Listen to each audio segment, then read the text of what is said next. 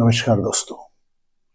Baspa supremo बहन जी यानी मायावती का 15 जनवरी बर्थडे था और हमेशा की तरह उनके बहुत ढेर सारे प्रशंसक हैं और वो 16 मनाया गया लखनऊ में। वो पीसी भी की गई और इसके बाद रूटीन होता है हर साल का कि भाई वो लखनऊ आती हैं, पीसी करती हैं, अपनी बात कहती हैं, एक बुकलेट जो वो पूरे साल का रोजनामचा लिखती हैं। माया उनके जो करीबी लोग हैं कि वो डायरी लिखती हैं और वो क्या पार्टी गतिविधियां, किस तरीके की चीजें, फिर वो अपने बर्थडे पर उस बुक को जारी करती हैं। वो उनके प्रशंसक लेते हैं, जिला अध्यक्षों को भेज दिया जाता है।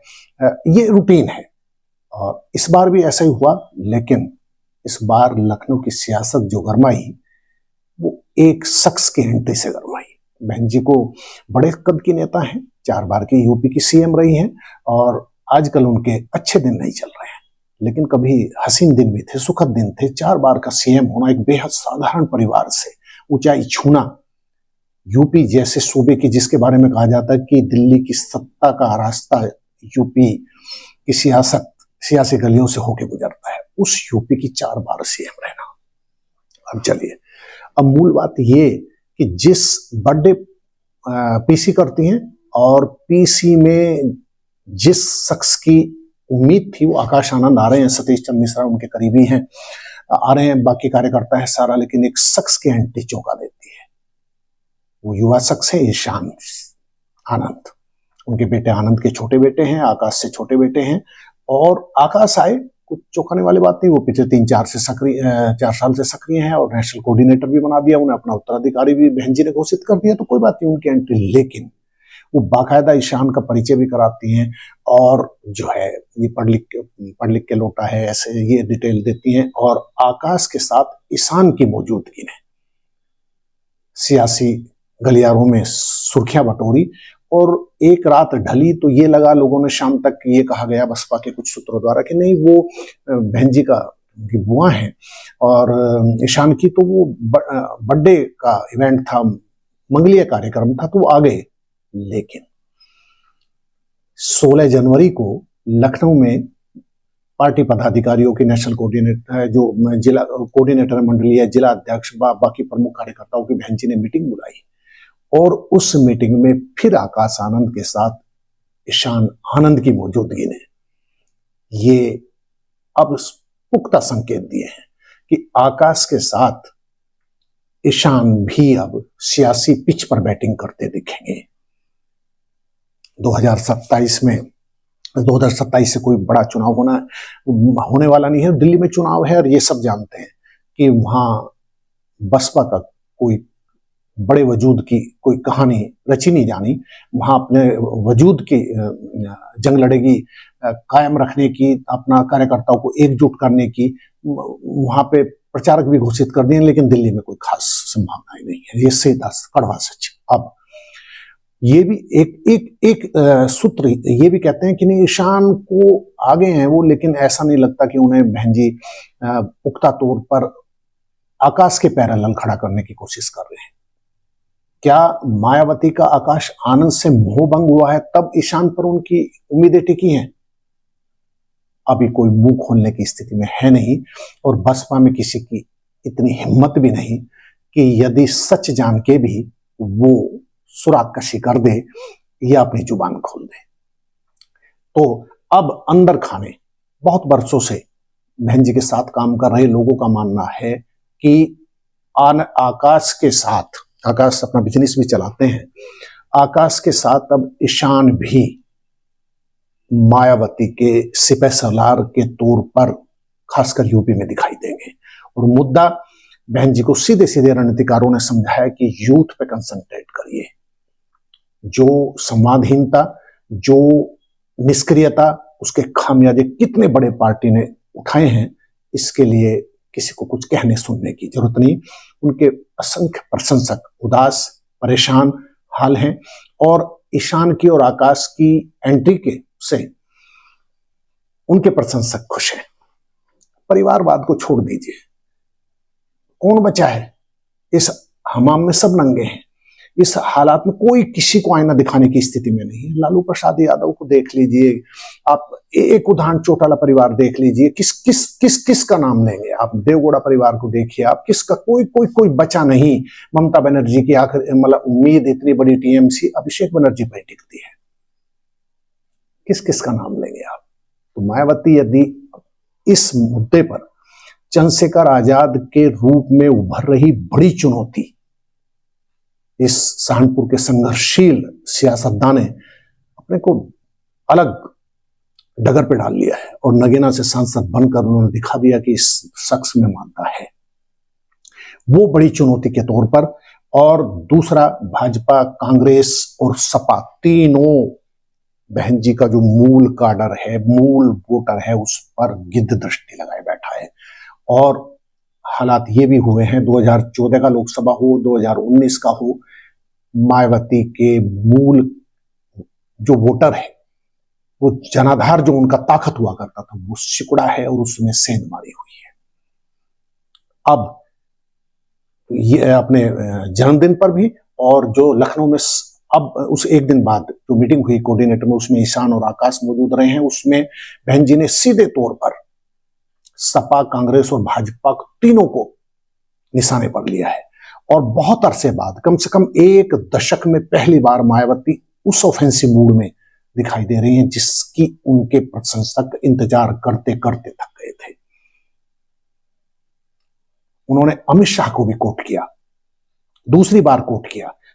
अमित शाह ने जो टिप्पणी की थी कि बाबा साहब फैशन हो गया और इतना नाम राम का लेते तो स्वर्ग मिल जाता, उस पर बवाल हुआ। कांग्रेस ने प्रदर्शन किया, बाकी पार्टियों ने किया, और मायावती कम से कम इस बहाने जब 24 तारीख को सड़कों पर नीला सैलाब उतरा, तो ये लगा कि इस दलितों की इस समय भी सबसे बड़ी नेता के तौर पर यदि मायावती सक्रियता की पिच पर उतरे तो अंजाम फिर दोबारा हसीन हो सकते हैं। रास्ता बहुत कठिन, बहुत मुश्किल, क्योंकि 12 साल हो गए। 2012 के बाद लगातार उनकी वोट प्रतिशतता, उनकी सीटों के घटान ने इस जुझारू नेता के लिए मुश्किलें खड़ी कर दी हैं। उतार की कहानी उनकी बहुत बड़ी दर्द भरी। अब देखिए 2014 के लोकसभा में उनका खाता नहीं खुलता, 19 में वो सपा के साथ जाती है तो 10 सीट जीत लेती हैं, लेकिन उसके बाद गठबंधन मायावती को रास नहीं आते, उन पर आरोप लगते रहे हैं, वो सपा के साथ फिर अपनी राहें जुदा कर लेती हैं। अब 24 में जब वो अकेली उतरती हैं तो उनके हिस्से में सिर्फ सिफर आता है। और सूबे में जहां मायावती निर्विवाद तौर पर, यदि ईमानदारी से देखा जाए तो वो यूपी की नहीं, वो केंद्र की बहुत बड़े कद की नेता होने का मादा रखती है। काशीराम 5 साल और जीवित हुए होते तो ये मानेंगे लोग, सियासी पंडित भी, कि इस जुझारू नेता का सियासी सफर बहुत कहीं ऊंचाइयों पर जाकर टिकता। काशीराम जैसे लोग बार बार पैदा नहीं होते। दलित चेतना के इस सबसे बड़े पैरोकार ने, ध्वजवाहक ने, मायावती के गुरु के तौर पर उन्हें उनका रास्ता प्रशस्त किया। और कुछ तो खास बहन जी में भी था, बेहद आईएएस का सपना देखने वाली बंदी, बेहद साधारण परिवार की बंदी, अपनी सामाजिक पाबंदियां तोड़ती हैं और उस पथ पर निकल पड़ती है, और वहां उन्हें साथ मिलता है काशीराम जैसे, उनकी सरपरस्ती मिलती है, और माया फिर पलट के मुड़ के नहीं देखती। 4 बार सीएम, 2012 तक यूपी में उनका डंका बजता था, लेकिन उसके बाद की कहानी आप देखिए। 2007 में बहन जी 206 सीट जीतती है, क्या कमाल का परफॉर्मेंस। और उसके बाद 2017 में अवसान की कहानी, उतार की कहानी क्या शुरू होती है, 19 सीटें, और 2022 में महज 1 सीट। यानी इस समय सिर्फ उमा शंकर सिंह, एक विधायक यूपी में बहन जी का है, और लोकसभा में कोई नुमाइंदगी नहीं। 2024 में उनका खाता नहीं खुला।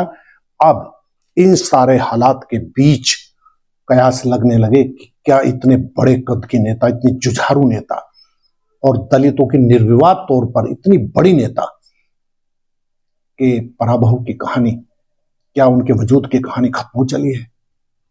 अब कम से कम अमित शाह के एपिसोड के बाद जिस ऑफेंसिव मूड में जो तथाकथित भाजपा के प्रति उनका नरम रुख, इस आरोप ने बहुत नुकसान पहुंचाया मायावती को। बहन जी उनके करीबी भी जानते हैं कि ये प्री प्लान बहुत, उनकी चुप्पी ने बहुत नुकसान किए हैं बसपा के पार्टी के। और उसके बाद उनकी संवादहीनता, एक से एक दिग्गज, रामवीर उपाध्याय हो, राजभर हो, नसीमुद्दीन सिद्दीकी हो, मतलब दिग्गजों की उनके यहाँ आउट गोइंग, दानिश खान अमरोहा वाले जो उनके सांसद थे, वो एक एक एक करके साथ छोड़ते लोग और अकेली पड़ती बहन जी। अब वो आकाश आनंद को लाई और उन्होंने बाकायदा उन्हें कोऑर्डिनेटर भी घोषित किया।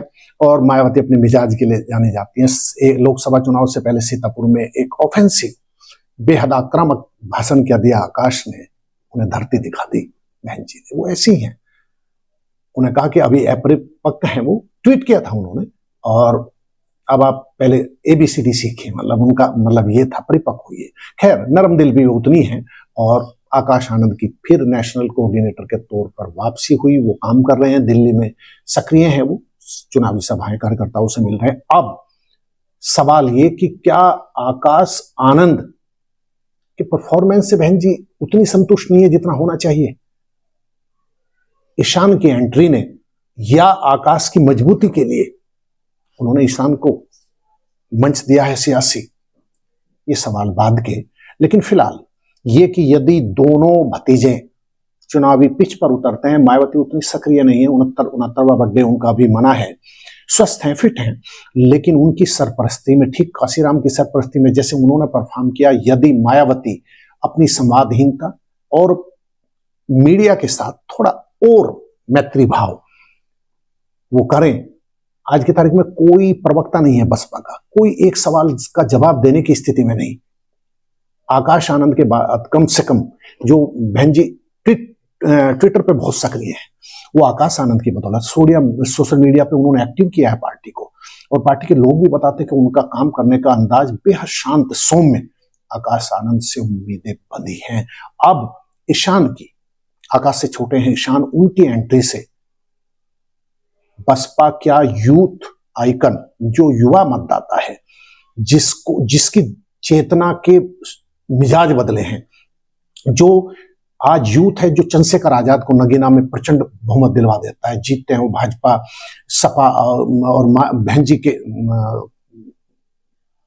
जो है कैंडिडेट के बावजूद, और शानदार 1.5 लाख के करीब वोट से जीतते हैं। और वो संसद में सक्रिय हैं, दहाड़ रहे हैं, जमीनी नेता। क्या बहन जी ने ये कार्ड जो है आकाश के साथ ईशान और यूथ मतदाताओं को जोड़ो। और उन्होंने कोऑर्डिनेटर को आदेश भी दिए हैं कि ये पहले भी वो अपने परिनिर्वाण दिवस बाबा साहब के कह चुके थे, गांव जाइए, लोगों को मैसेज समझाओ। उन्होंने आज भी कहा कि छलावे में मत आओ, दलितों अति वंचितों को उन्होंने कहा कि ये कांग्रेस को कोसा कि ये नोटंकी कर रहे हैं, नीले कपड़े पहनकर प्रदर्शन करना, ये सब बाबा साहब के नाम पर ये छल रहे हैं आप लोग। लेकिन युवा पीढ़ी अब इतनी सयानी हो गई है, वो अपने हित देखने लगी है, कहाँ उसके काम सकते हैं, वो फिर कमल हाथ थाम लेती है या आजाद की भीम आर्मी की तरफ खिसक लेती है यूथ। इस यूथ को ईशान, आकाश और माया का अनुभव, ये कॉकटेल, ये तिकड़ी, ये त्रिकोण, क्या बसपा के पुराने दिन लौटा पाएगा? सवाल बहुत मुश्किल, लेकिन जवाब दिए जा सकते हैं, क्योंकि अभी दिल्ली दूर है, यानी 2027 के चुनाव दूर है, बहुत वक्त है बहन जी के पास। कोई बड़ा चुनाव ऐसा नहीं, यदि संगठन पर बहुत ही फोकस करके काम किया जाए तो नीला रंग, वो जो सैलाब उमड़ा करता था, आज भी है बहन जी में एक कुवत, वो रैलियां करें और भीड़ ना जुटे, ऐसा हो नहीं सकता। काश वो दिन, उनके प्रशंसक, असंख्य प्रशंसक उनकी उम्मीद कर रहे हैं कि कम से कम बर्थडे से ही सही बहन जी का मिजाज बदले, अपने पुराने दिनों में लौटे और बसपा के पुराने दिनों की वापसी हो। देखते हैं क्या कहते हैं आने वाले दिन। फिलहाल 2 भतीजों के साथ बहन जी ने अपना कम से कम चर्चाओं में तो नए साल की वाहवाही उन्होंने लूट ली है। सुप्रीम कोर्ट ने बर्थडे पे उन्हें गिफ्ट भी दिया है। हाथी की मूर्तियां बनाने वाले मामले में, 15 साल पुराने वाले मामले में उन्हें बहुत बड़ी राहत मिली है। 2000 करोड़ का आरोप था उन्होंने कि सरकारी खजाने का बंदर दुरुपयोग किया, उसमें उन्हें राहत मिली। सुप्रीम कोर्ट ने तल्ख टिप्पणी किया, लगा इस सुनवाई का कोई मायने नहीं रहेगा, बेमानी या प्रासंगिक बंद की जाती है सुनवाई। बर्थडे तो अच्छा गया बहन जी का। काश आने वाले डेज भी अच्छे दिन साबित हो, ऐसी उम्मीदें, ऐसी बहुत बड़े कद के नेता हैं, और देखते हैं पुराने दिन बसपा और बहन जी के लौटते हैं क्या। नमस्कार।